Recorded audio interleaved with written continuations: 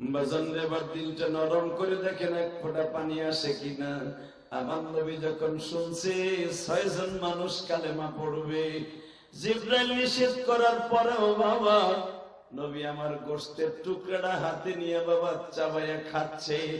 এইবার আমার দিকে তাকান, গোশতের টুকরা নবী খাইছে ঠিকই বাবা, কিন্তু আমার নবীর সমস্ত চেহারাটা বাবা লাল হয়ে গেছে। এই ঠোঁট দুইটা বাবা একটু পরে একবারে বিচ্ছিরি কালো হয়ে গেছে। বিষের ক্রিয়া এমন ভাবে আমার নবীর অ্যাটাক করছে, নবী আমার পাগলের মতো বারবার পানি খায় আর বলে, জিবরাইল রে, এই বিষের এত যন্ত্রণা আমি জানতাম না, আবার শিখায় দাও বিষের ব্যথা থেকে কেমনে বাঁচতে হবে। জিবরাইল বললেন, ইয়া রাসূলুল্লাহ, সূরা ফাতিহা 7 বার তেলাওয়াত করে গিলাসের মধ্যে পানি দিয়ে পান করেন, আল্লাহ বিষের ক্রিয়া নষ্ট করে দিবে।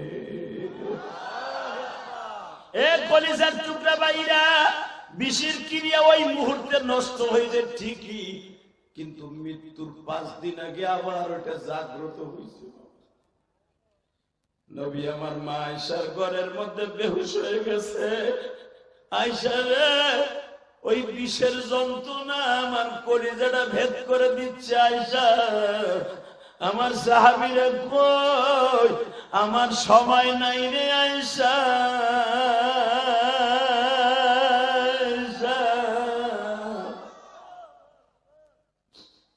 আমার সময় নাই, সাহাবীদের কাছ থেকে বিদায় লয়ে এক এক করে এক একজন সাহাবীর কাছ থেকে বিদায় নাই। আমার নবী ইন্তেকালের 5 দিন আগে, কয়দিন আগে? জোরে কর, আরো জোরে, জোরে বলো না। আরে নবীর কথা জোরে কর। আল্লাহ ভালো রাখবো, ভালো রাখবো, আল্লাহ ভালো রাখবো। খালি নেতাকে ভোট ভোট করে না, নবীর পক্ষে একটা ভোট দেন। কয়দিন? আমার নবীর ইন্তেকালের 5 দিন আগে নবী ঘরে ঢুকছে, আর বের হইতে পারে নাই। 5 দিন আগে নবীর মাথায় ব্যথা, পেটে ব্যথা, তারপরে নবীর দাঁতে ব্যথা, যে দাঁত দুইটা উহুদের মাঠে ভেঙে দিছিল, ওই দাঁতের ব্যথা উঠছে। নবীর এক মহিলা বিষ খাওয়াইছিল, আপনারা জানেন। নবীর এক মহিলা বিষ খাওয়াইছিল, গোশতের সাথে বিষ এসে। ওই বিষের ক্রিয়া নবী ইন্তেকালের 1 সপ্তাহ আগের থেকে পেটের মধ্যে শুরু হয়েছে। ওই কষ্টটা নিয়েই আমার নবী মারা গেছে। আর নবী কিন্তু জাইনে শুনে বিষটা খাইছেন, আপনারা জানেন। কেন জানেন? এখন একটু কানবেন, দেখেন নবীর আশিক কয়জন আছে। এই মহিলা যখন ধরা খায় গেছে, জিবরাইল যখন কইছে, হুজুর ওই খাবার খায় না, ওর মধ্যে কিন্তু বিষ আছে, খাবেন না। এমন বিষাক্ত বিষ দিছে, আপনারা মারতে পারবে না, কিন্তু আপনার সারা জীবনের জন্য নারী গুলিগুলো অসুস্থ হয়ে যাবে, আপনি খাইয়েন না। নবী আমার গোসের টুকরাটা ধরে হয়ে বসে রয়েছে, মহিলারা ডাক দিছে, উম্মে সুলাইম এদিকে আসো। কি এটার মধ্যে কি তুমি বিষ দিছো? এটা বলার সাথে মহিলার চোখগুলো বড় বড় হয়ে গেছে। বিষ দিলাম আমি, সকালবেলা দাওয়াত দিয়ে আনলাম আমি ছাড়া, আর আমার যে পয়সা দিয়ে কন্ট্যাক্ট করছে নবীর মারার লাগে, সে ছাড়া তো কেউ জানে না, এমনকি আমার স্বামীও জানে না। সে বলতেছে এর মধ্যে বিষ দিচ্ছ, তোর আমি ধরা খেয়ে গেছি। আল্লাহু আকবার বলতে পারলেন। যখন বুখারীতে আসছে আকালার নবী সাল্লাল্লাহু আলাইহি ওয়াসাল্লামের মধ্যে দেখবেন বানানো কথা আমি বলি না। এবার আমার দিক তাকান, যখন ধরা খেয়ে গেছে যে এই টুকরার মধ্যে বিষ আছে, নবীর কাছে আমি ধরা খেয়ে গেছি, মহিলা চট করে বুদ্ধি ঘুরে ফেলেছে। মহিলার জাত এমন সিরিয়াস, ওরা যখন দেখবেন ধরা খেয়ে গেছে, লগে লগে জুলাইখার মতো সুর পাল্টাইলেন। কথা বলতে ইউসুফ আলাইহিস সালাম নিয়ে উপরে নিয়ে গেছে, 7 তলার উপরে নিয়ে গেছে জুলাইখা, আকাম করবে জুলাইখা, বেচারার উলঙ্গ করছে জুলাইখা। যখন স্বামী রাতে ধরা খেয়ে গেছে, পট করে কথা ঘুরে ফেলছে। সূরা ইউসুফের মধ্যে কোরআনে আয়াত আল্লাহ বলেন, ওই গোলামের কি বিচার হতে পারে যেই গোলাম তার মুনিবরে লয়ে 7 তলায় যা কাম করতে। নাউজুবিল্লাহ বলেন না। আল্লাহর পয়গম্বর ইউসুফ কি জুলাইখারে নিছে না জুলাইখা নিছে? দেখেন কথা কেমনে ঘুরে ফেলেছে। তখন আল্লাহ বলে ইন্না কুন্না শাইতান আযীমা, মহিলাদের চক্রান্ত খুব সিরিয়াস, এদের হাত থেকে বাঁচবা। আল্লাহু তাকবীর। চট করে স্বামীর হাতে ধরা পর সাথী বুদ্ধি ঘুরে ফেলেছে। এই এত রাত্রে এই কিস্তির বেড়া তোর ঘরে কে? কহে দিনের বেলা আসতে পারে না, রাত্রে এসে কিস্তি নিতে। কথা বল না কেন? বাজার এবার ভালো করে বুঝবেন আর দিলের কানে শুনবেন। মহিলা যখন ধরা খেয়ে গেছে, এই গোস্তের মধ্যে তুমি কি বিষাক্ত বিষ দিছ? মহিলার সঙ্গে সঙ্গে কথা জুলাইকার মতো ঘুরায় ফেলছে। আমি বিষ দিছি 100% সত্য, কিন্তু বিষ দিছে মানুষ বলে মুহাম্মদুর রাসূলুল্লাহ, ওয়া মা আরসালনাকা ইল্লা রাহমাতাল লিল আলামিন।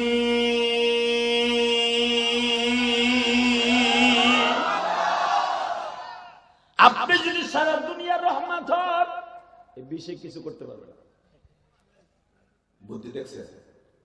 আমি বিষ দিছি আপনার পরীক্ষা করার লাগে। যদি আপনি নবী হন তাহলে বেশি কিছু হইব না।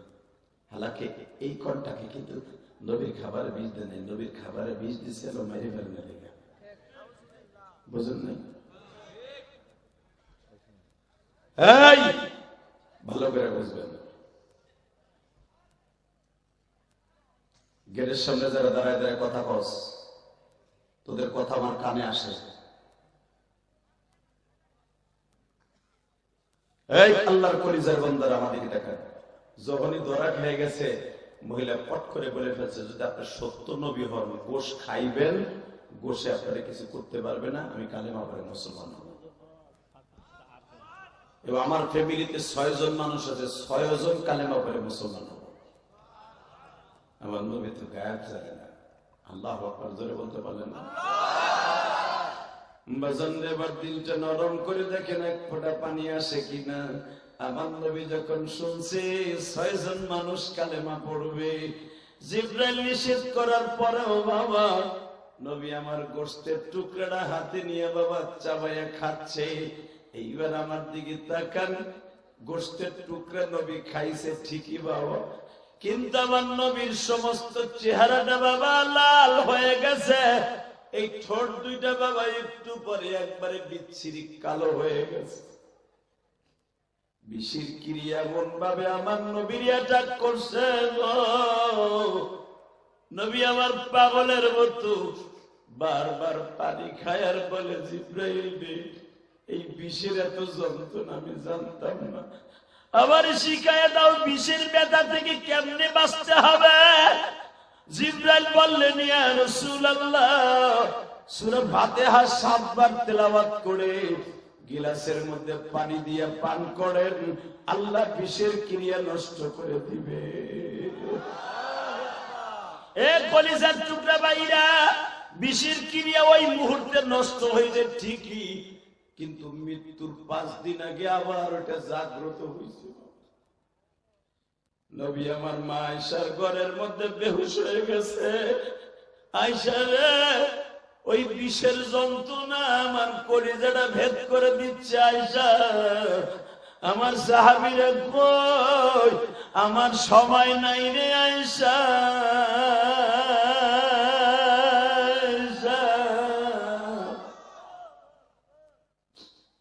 আমার সময় নাই, সাহাবীদের কাছ থেকে বিদায় লয়ে যায়। এক এক করে এক একজন সাহাবীর কাছ থেকে বিদায় নাই। একজন সাহাবী যেই মহিলা নবীর বিষ খাওয়াইছিল, ওই মহিলার যেই ছেলেটা হুজুরের বিষ আইনা দিছিল বাজার থেকে, তুর্কির বিষ, ওই ছেলের তো কালেমা পড়ছে, তার মা কালেমা পড়ে নাই। কালেমা নবীর দেখানোর লেগে পড়ছে, কিন্তু সে মুনাফিক ছিল। নাউজুবিল্লাহ বলেন। পরবর্তীতে আল্লাহ তাকে সাপের ঠোকরে মারছে। এই মহিলার সাপ দিয়ে কামড়াই আল্লাহ শেষ করছে মহিলার, কিন্তু এই মহিলার ছেলেটা কালেমা পড়ছে। এখন আপনি কানবেন,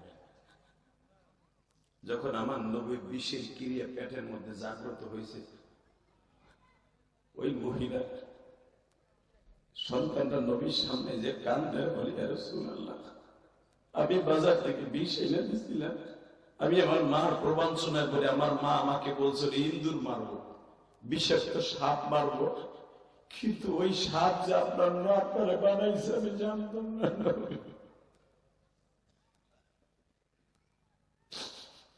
নবী আপনি দেখতেছি বিষের মতো দাবাইতেছেন, বিষের যন্ত্রণায়। আমার নবী সাহাবীর হাত ধরে বলে তোমার কোনো গুনাহ নাই, কারণ তুমি কালেমা পড়েছো। লিল্লাহি তাকবীর। আরো জোরে, আরো জোরে, আরো জোরে, আরো জোরে। এবার আমার দিকে তাকাবেন, আর এক ফোঁটা পানি আসে কিনা আল্লাহর দিকে তাকায় তাকায় দেখেন আপনার গুনাহ মাফের আশায় যুবক ভাই যখনই বলেছে ওই বিষের ক্রিয়া আমার পেটের মধ্যে জাগ্রত হয়েছে, ওই যে ছেলেটা বিষ এনে দিয়েছিল নবীর সামনে দাঁড়ায় দাঁড়ায় কত খতখত করে ছোট বাচ্চার মতো কান্দে। নবী আমার বলে আমি তোমারে মাফ করে দিয়েছি, আমি তোমার মারে কোনোদিন মাফ করব না, কারণ তোমার মা আমার একটা লোভে বিষ খাওয়াইছিল, আমি এই বিষ খাইতাম না, জিবরাইল আমারে না করছিল। তোমার মা বলছিল আমাদের ফ্যামিলিতে 6 জন কালেমা পড়বো, তোমার মা যে মুনাফিক মার্কা মুসলমান এটা আমি জানতাম না, আমি তোমার মারে কোনোদিন ক্ষমা করব না। সঙ্গে সঙ্গে সাহাবী বলে ইয়া রাসূলুল্লাহ আমি তো জানি আপনি রহমাতুল লিল আলামিন, আপনি ফাতে মক্কার সময় যদি 8 জন সন্ত্রাসীরে মাফ করে দিতে পারেন, আপনি যদি আবু সুফিয়ানকে মাফ করে দিতে পারেন, আবু জেহেলের ছোট ভাই হিশামকে মাফ করে দিতে পারেন। আল্লাহু আকবার বলা। আবু জেহেলের ছোট ভাইয়ের নাম হিশাম ইবনে হিকাম। আবু জেহেলের ছোট ভাই হারিস ইবনে হিকাম, হিশাম, কারণ আবু জেহেলের বাবার নাম হিশাম। আপনি যদি হারিস ইবনে হিশামকে মাফ করে দিতে পারেন, আরে তো বেকায়দা রে। এইটার জন্য কইছিলাম না এটা সরা, আমি তো জানি। আল্লাহু আকবার জোরে বলেন। কোন জায়গায় আসলাম রে ভাই? ডিস্টার্ব আর ডিস্টার্ব। বলেন লা হাওলা ওয়ালা কুওয়াতা ইল্লা বিল্লাহ। শয়তান মাঝে মাঝে ধোঁকা দিব, এটা আবার কাছে নিয়ে আসতে হবে ইনশাআল্লাহ। বলেন শয়তানের কাজই তো আদব মুমিন, তাই না? আমার আর চা লাগবে না, একবার এত চা খেলাতে কালকে আমার বাস দিবেন, ভাত খাইছে তা হানিছে, আবার চাও খাইছে না, এই একবারই যথেষ্ট। চা পুরো হয়ে গেছে, ফুল লাল দাকার উঠবে না, এই এক চা যে চলবো ইনশাল্লাহ। বলেন চা খাইয়ে সময় নষ্ট করে লাভ নাই। লিল্লাহি তাকবীর। ওই যে পোলাটা দিয়ে তাকবীর দিয়েছে চা খাওয়া না লেগে, নাহলে ওটাও দিয়ে আইতেন না। ভালো আছেন না সবাই? রেডি রেডি বলে তো লিল্লাহি তাকবীর, লিল্লাহি তাকবীর। দিন ইসলাম, দিন ইসলাম জিন্দাবাদ, জিন্দাবাদ। আর কিছু কইতে বলা গেল আমার দিকে চাইতে। হ্যাঁ দেখেন পোলাই কি, পোলাই কত চালু সাহাবী। নবীর লাভ দিয়ে দাঁড়ায় কয় নবী আপনি না আবু জাহেলের ছোট ভাই হারিসকে মাফ করে দিয়েছেন। আমার নবী বলে তুই আসল জায়গায় হাত দিলি। নবী আপনি না আপনার চাচা হামজারে যে শহীদ করছিল উহুদের মাঠে, আপনি বলছিলেন তোর আমি কোনোদিন মাফ করব না, তুই আমার পিছনে পিছনে থাকবি। হুজুর আপনি তো তারও মাফ করে দিয়েছেন, আমার মায়ের মাফ করে দেন। আপনি না কইছেন ওয়াকাযা রাব্বুকা আল্লা তা'বুদু ইল্লা ইয়্যাহু ওয়া বিল ওয়ালিদাইনি ইহসানা। আমি আল্লাহ যদি আমার ইবাদতের পরে কাউরে সিজদা করার কথা বলতাম, মা বাপকে সিজদা করতে বলতাম, হুজুর আমার মা তো জানি মুনাফিক মার্কা ছিল, কিন্তু আমি তো সন্তান হিসেবে মার জন্য কিছু করতে হয়। নবী আমার মারে আপনি মাফ করে দিলে হতে পারে আল্লাহ মাফ করে দিতে পারে। হুজুর আমার মায়ের মাফ করে দিবেন না? আমার মায়ের মাফ করে দেন। আমার নবী বলেন আমি মাফ করলেও তো আমার আল্লাহ মাফ করবে না তোর মায়ের, আমি জানি। কারণ মরার পরে আল্লাহ আর কোনোদিন কোন মুনাফিককে মাফ করবে না। লিল্লাহি তাকবীর। মুনাফিক সেনা হয়ে যাবে ভোটের সময়, দেখবেন টাকা খাবে এক দলের, ভোট দেবে আর এক দলের। কথা বলেন কেন? যার টাকা খাবেন তারে ভোট দেবেন, যার সাথে ওয়াদা করবেন তারে ভোট দেবেন, কিন্তু লোক দেখে দিবেন। ইনশাল্লাহ বলেন তো, আল্লাহু আকবার জোরে বলেন। এইবার আমার সাথে বলেন, নবী মাফ করে দিল। আমার নবী এই পৃথিবীতে কয়েকজন মানুষকে মাফ করে দেওয়ার পর আল্লাহ তাকে জান্নাতে ঘোষণা দিয়েছে। তার ভিতরে একজন নবীর সবচাইতে আপন লোককে মেরেছিল, একজন লোক, তার নাম ওয়াহশী। নাম কি? জোরে বলেন। উবাইদুল্লাহ ইবনে ওয়াহশী, ওর নাম হলো উবাইদুল্লাহ। ওয়াহশী হলো ওর গ্রামের নাম। এই জন্য হাদিস কোরআনে তাফসিরে ঠিক ওর নাম ওয়াহশী হিসেবে আখ্যায়িত হয়েছে। কথা বলেন না কেন? একটা লোকের নাম হলো, একটা লোকের নাম ধরেন আপনাদের এলাকার একজনের নাম হলো সবচেয়ে ভালো একটা নাম উবাইদুল্লাহ, কিন্তু লোকটা ডাকাতি করতে করতে করতে নাম হয়ে গেছে উবাইদ ডাকাত। কথা বলেন না? এ কি আমার কথা বুঝেন না? হালাকি ওই লোকটার পরে পরজন্মতে আরো কয়েকটা ডাকাত ওই বাড়ি জন্ম নিছে, লাস্ট ওই বাড়ির নাম হয়ে গেছে ডাকাত বাড়ি। কথা আসতে গেলে বুবয় ওর বাবুরা বলে কিরকম হয় না? ডাকাত বাড়ি নাম হয়ে গেছে। কই যাবেন? ডাকাত বাড়ি না শেখ বাড়ি যাব। পরবর্তীতে ছেলেগুলা শিক্ষিত হয়েছে, বিসিএস ক্যাডার হয়েছে, এমপি হয়েছে, এমপি হয়েছে, তারপরে যদি কয় শেখ বাড়ি যাবো, অমুক শেখের বাড়ি, ও ডাকাত বাড়ি যাবেন। কথা বলতে হবে, কারণ ওই যে সিএস আর আরএস এর সময় তার নাম পড়ছে ডাকাত বাড়ি, এখন দিয়েছে লিখি, এখন ওই ডাকাত বাড়ি। এর মতো বড় শিক্ষিত কি হইব, ওই হুজুরের মতো মুক্ত কি হইব, ওইটি এখনো ডাকাত বাণী। কতক্ষণ না কেন? জোরে খা। এই মুসলমানের পোলা কেন বলছে এখন বুঝবা। ওয়াহশী নবীর চাচারে মারছে, তারে ভাড়া করে আনছিল এই জামানার 1-2 কোটি টাকা না, 8 কোটি টাকা খরচ করে। এত টাকা তার যাইসটা দিকে ওই এক জায়গায় বলবি না, দুইজন দুই জায়গায় বলবি। লিল্লাহি তাকবীর। আল্লাহ এই মাহফিলকে কবুল করেন। এত শীতের ভিতরে এত মানুষ আসবে, আল্লাহ আমার যুবকদেরকে তুমি ওলি বানাই দিও। আল্লাহ ওয়াহশী এত বড় জানোয়ার ছিল, তো ইসলাম কবুল করার আগে তারে যদি তুমি জান্নাতে আনোয়ার বানাই দিতে পারো, আমার এই কলিজার যুবকদেরকে তুমি আনোয়ার বানাই দিবা। আল্লাহ তোমার জান্নাতে যেন অজিব করে দিবা। আল্লাহ তুমি এদেরকে ওলি বানাই দিবা। আল্লাহ শেষ মুনাজাতে তোমার কাছে যা চাবে আমি এতিমের সাথে পরে তুমি তাই দিবা। জোরে বলো, আরো জোরে। আমি সবচেয়ে বেশি দোয়া করবো আমার যুবক ভাইদের জন্য, ওরা যেন নিশাটা ছেড়ে দেয়। যদি যুবকগুলা নিশা ছেড়ে দেয়, খোদার কসম ওই যুবকগুলা আল্লাহর ওলি হয়ে যাবে। নিশা করে আজকে মায়ের জবাই দেয়, বাপরে মারে, বউরে মা কর, আসলে না? জোরে বলো, আরো জোরে। কষ্ট হইতেছে হোক আমি তারপর আর মাত্র 10 মিনিট কথা বলবো। কত সময় চলছে? সারা রাত, সারা চলছে। বিশ্বাস করছে? যারা উঠবে লুঙ্গি টেনে ধরবেন, পিছনে যারা উঠবে লুঙ্গি এমন ভাবে টেনে ধরবেন যে উঠতে না পারে। খালি আমি কবো ধরে রেডি। লিল্লাহি তাকবীর।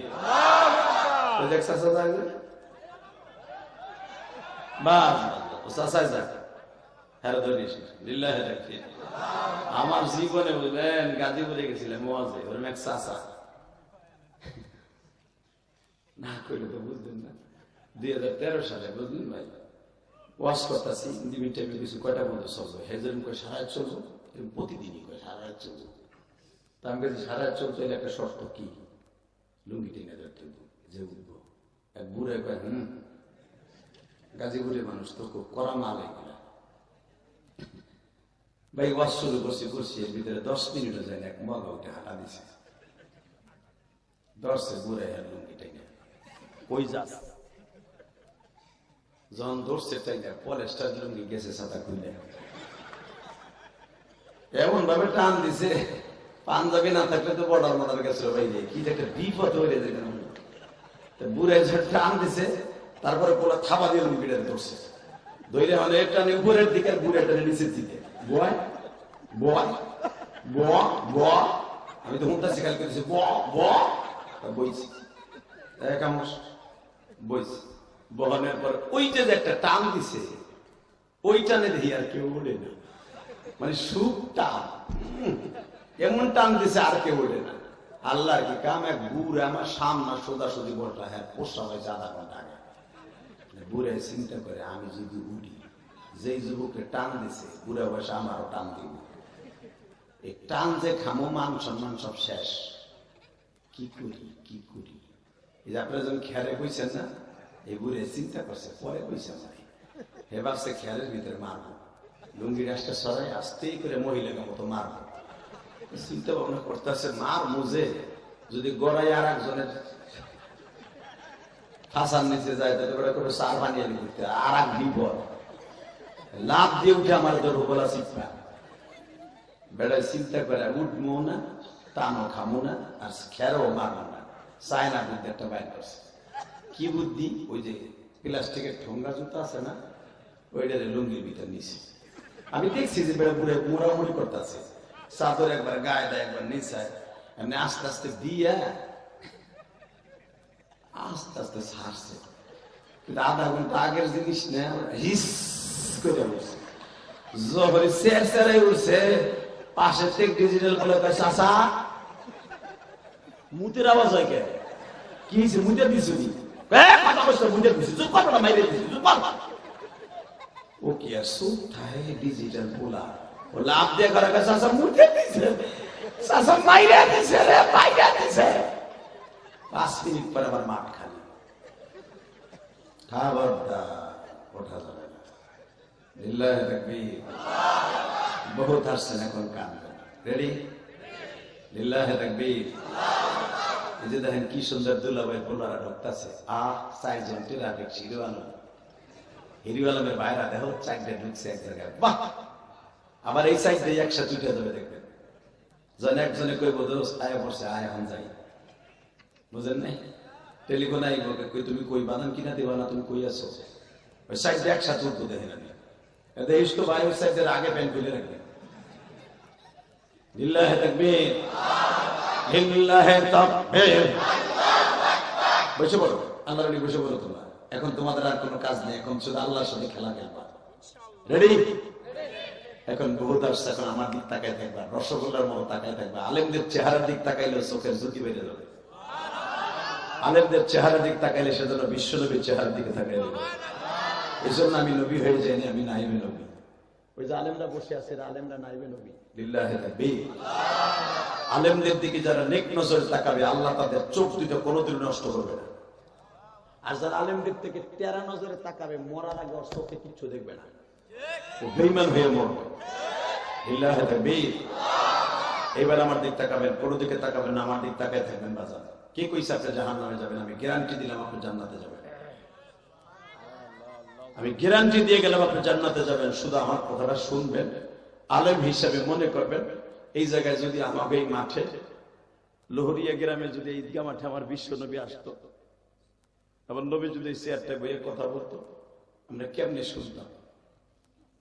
নাইবেন নবী তো কইছে, ইলিয়াস রহমান যেহেতু গুনাহগার, ওই তো কইছে, কিন্তু ওর কিচ্ছু নাই, সালান সুদা কিচ্ছু নাই, কিন্তু ওর বড় একটা এবিলিটি আছে, সেটা হলো মুসাফির। আর মুসাফিরের দোয়া ডাইরেক্ট কবুল হয়, ডাইরেক্ট। আল্লাহ পৃথিবীতে 3টা অপশন রেখে গেছে, এদের দোয়া কোনোদিনও মিস নাই। 1 নম্বরে মুসাফির, 100 মাইল পথ অতিক্রম করে সেই কেরানীগঞ্জের থেকে ডাইরেক্ট আসছে। একটা কথা কি আমার আল্লাহ শুনবে না? শুনবে? বিশ্বাস আছে? তবে আমি বলে গেলাম যুবক, সর্বপ্রথম আমি তোদের জন্য বলে গেলাম, যারা শেষ মোনাজাত করে আমার সাথে যাবি, তুই জীবনে যা চাবি তাই পাবি। তুই বিদেশ যেতে চাস, যেতে পারবি। তুই ভালো রেজাল্ট করতে চাস, রেজাল্ট করতে পারবি। তুই ভালো চাকরি চাস, আল্লাহ তোরে দিবে। শুধু আমার সাথে মুসাফিরের সাথে মোনাজাত করে যাবে, ইনশাআল্লাহ। ইনশাআল্লাহ। রেডি?